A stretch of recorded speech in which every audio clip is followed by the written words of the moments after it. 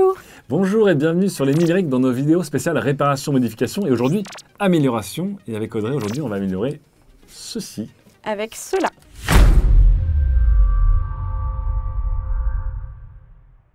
Vous connaissez le constat, votre ordinateur est de plus en plus lent à démarrer, de plus en plus lent à traiter certains fichiers, de plus en plus lent à en stocker. Il y a une solution, ne désespérez pas tout de suite. Eh ben, ne changez pas tout de suite d'ordinateur. Vous pouvez très bien l'améliorer et l'évoluer à l'aide de petites barrettes de RAM, donc pour la rapidité d'exécution de l'ordinateur, ou à l'aide de disques durs plus gros avec une meilleure capacité pour pouvoir mettre plus de photos de votre chien, par exemple.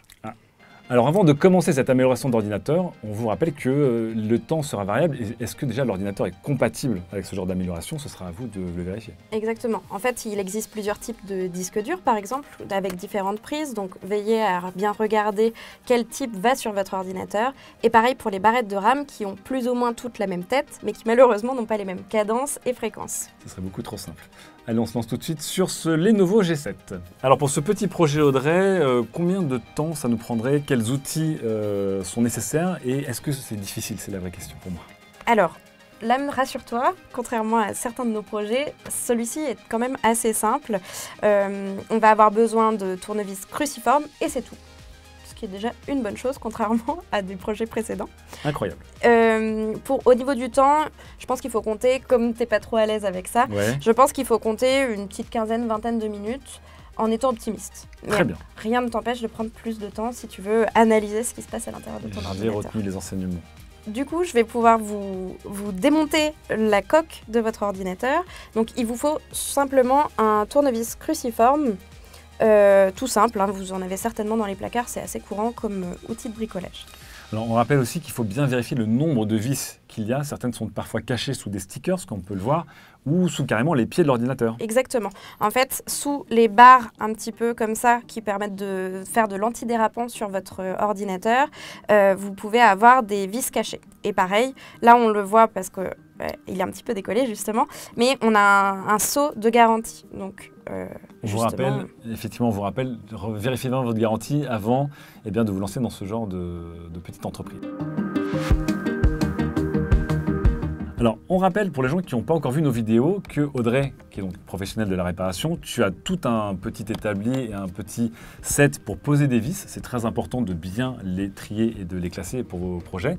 Mais si vous n'êtes pas équipé comme Audrey, il existe aussi la technique du carton.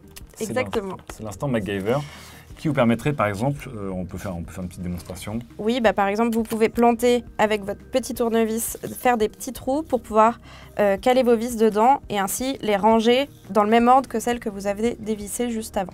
Voilà, c'est moins stylé que d'avoir un plateau dédié en silicone, mais ça fait déjà le job et vous ne courrez pas partout sur votre sol pour retrouver des micro-vis noirs sur un petit coin sombre. Donc là, on a retiré toutes les vis qui permettent de maintenir le châssis de l'ordinateur tout en un seul ensemble. Pour pouvoir le démonter, il existe plusieurs outils. Donc moi, j'aime beaucoup ce système de médiator en plastique parce qu'il permet de déclipser, faire un effet levier sans pour autant abîmer votre châssis. Ça serait dommage sur un bel ordinateur d'avoir des marques de métal qui coincent. Si vraiment vous vous retrouvez bloqué sur cette étape, vous pouvez aussi utiliser des petites spatules en métal, mais attention, faites-le tranquillement parce que vous risquez de rayer l'extérieur du châssis. Pour pouvoir faire votre déclipsage, ne vous inquiétez pas, il va y avoir des résistances. Vous allez entendre des crics et des craques. Donc ce n'est pas catastrophique, c'est normal. Surtout si vous aimez l'ASMR, c'est parti. Là, comme vous pouvez le voir, on a réussi à faire avec l'effet levier une petite pression et donc à glisser notre médiator dans le support de l'ordinateur. Si vous voulez, vous pouvez le laisser en place et prendre un second médiator ou petite spatule pour pouvoir faire l'effet levier. Et hop, on vient de l'entendre, le fameux clic qui permet de déclipser le châssis de l'ordinateur. Alors là, du coup, Audrey, on va faire le tour du châssis, ou presque, puisqu'il y a une partie qui est clipsée, mais généralement, et on l'a vu avec d'autres appareils dans d'autres vidéos, il y a une partie qui n'est pas vraiment clipsée, mais qui est plutôt accroché sur Exactement. lequel il ne faut pas forcer. En fait, vous allez le sentir de toute façon. Si vous voyez des résistances lorsque vous faites le déclipsage de l'ordinateur, ne forcez pas, faites plutôt le tour par l'autre côté. En fait, c'est simplement qu'il y a des clips qui sont enfoncés un petit peu à la manière d'un U dans le châssis.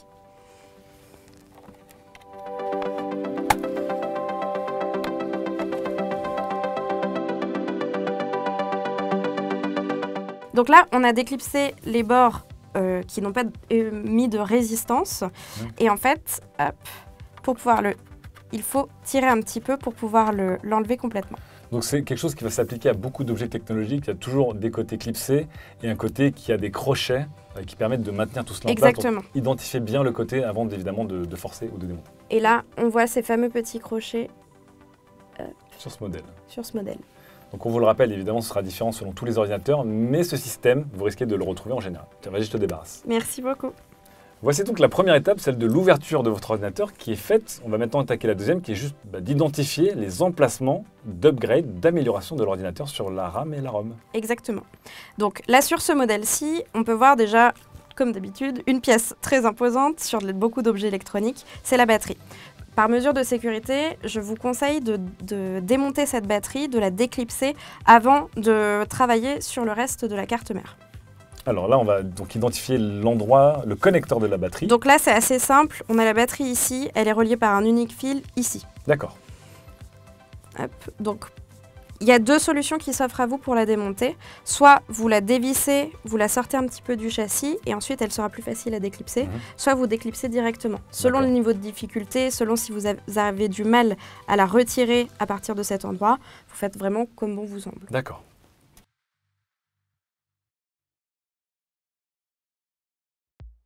Sur ce modèle-là, hop, c'est déclipsé. C'est assez simple et ça sera assez simple de la remettre derrière, donc vous n'êtes pas obligé de démonter toute la batterie. Plutôt bonne nouvelle. Mais si vous vous sentez plus à l'aise, démontez-la. Il y a juste des petits pas de vis à enlever et puis ensuite ça se soulève tout seul. Très bien. On commence par la RAM. Je la vois pas. Voilà. je cherche, puisque normalement c'est ça, et je ne vois pas de petit endroit pour cette RAM. Tout à fait. En fait, sur ce modèle d'ordinateur, la RAM est cachée. Elle est cachée derrière ce petit boîtier. Hop. Avec un petit sticker. Voilà. On va mettre ici. Et en fait, voilà l'emplacement de ta RAM. D'accord. Donc comment on fixe une RAM moderne, Une barrette de RAM sur un ordinateur portable moderne? Alors, déjà, la première vérification à faire, comme on le voit ici et ici, c'est que vous avez un poinçon qui n'est pas tout à fait au centre. D'accord, il est asymétrique. Donc, ça vous permet de bien savoir si, déjà, vous avez acheté le bon modèle de RAM pour votre ordinateur et aussi de voir si vous la mettez à l'endroit ou à l'envers. D'accord. Là, par exemple, ça ne passe pas. Donc, comme vous pouvez le voir, il ne faut pas avoir peur. Vous avez des poinçons aussi à ce niveau-là. Ah d'accord, donc on a un poinçon au niveau des connecteurs, mais deux poinçons latéraux. En fait, il y a le poinçon ici pour savoir si on est à l'endroit ou à l'envers et si on a le bon modèle de RAM. Et il y a deux poinçons sur les extrémités ici et ici qui vont vous permettre de clipser justement la barrette dans son support. Donc, on pose dans son emplacement. D'accord, mais on est un peu en biais. Oui, tout à fait. Là, vous pouvez voir qu'elle n'est pas bien à plat dans l'ordinateur. Et en fait, il va vous falloir appuyer, entendre un clic, très satisfaisant. Et voilà, la barrette est mise en place. D'accord, c'est plutôt simple. On va remettre le cache, encore une fois, qui n'est pas forcément présent sur tous les ordinateurs. Exactement. Mais il est ici.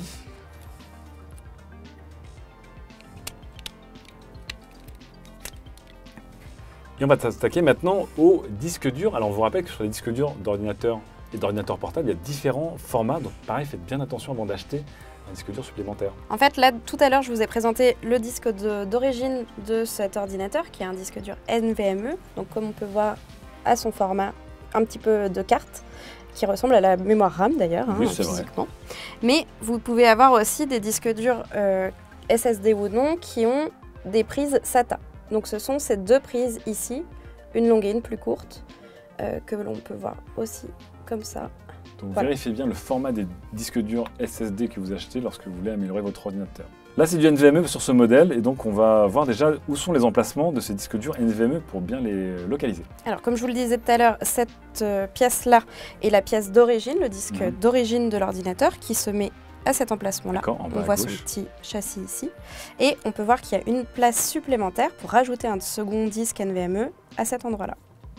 Ben c'est parti, on va les fixer. Et Est-ce que du coup, c'est le même système que pour la rame, on doit les clipser en biais ou est-ce que c'est un système différent avec des vis? Alors ça se glisse et on voit sur le petit pas ici qu'il y a juste une vis à mettre pour les maintenir. Et d'ailleurs, elle est en place ici.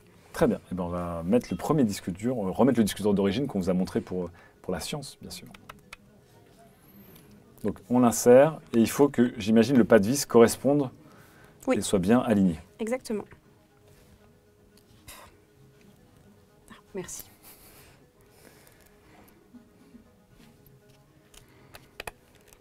Hop. Et voilà. Ah bah c'est vraiment très simple. Donc vraiment, tu l'insères, tu l'alignes et tu visses. Exactement. Très bien. Et bien on fait ça sur le deuxième. Et faites attention, comme pour les barrettes de rame, il y a un sens quand même. Là, on peut voir qu'il y a un petit poinçon. On peut pas se tromper, mais il faut juste pas forcer. Donc, il faut vérifier sur le connecteur que le poinçon corresponde. Exactement. Donc là, on va retirer la petite vis ici.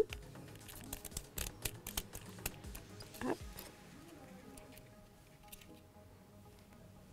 Qui vient avec tout son pas, pour le coup. Hop. Alors, donc là, on va tester, savoir dans quel sens on doit le mettre. Donc pareil, on voit que ça s'insère bien, que les pas de vis, du coup, correspondent bien.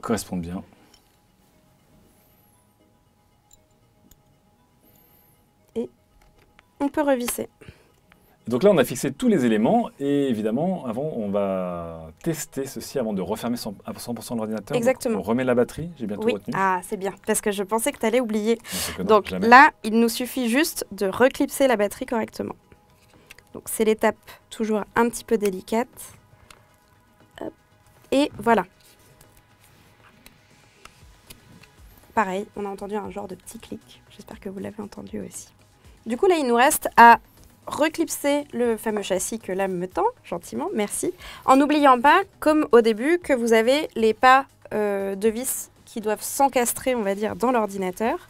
Donc en fait, pour faire simple, hop, quand vous voyez votre ordinateur, vous voyez généralement les pas de vis, quand même, les pas de clips qui sont bien visibles.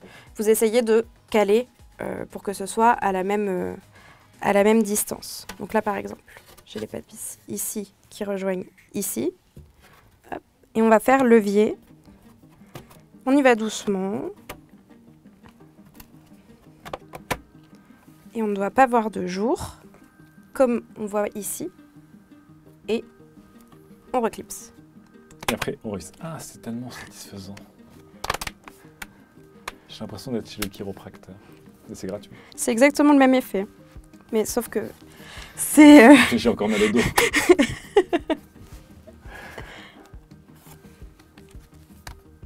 Et voilà. Donc là, on a tout le contour qui est bel et bien clipsé. On revisse. Vas-y, je vais le faire. Ah, allez. Donc n'oubliez pas, avant de faire ce genre de réparation ou d'évolution de votre ordinateur, respectez quelques consignes simples avant de lancer la réparation.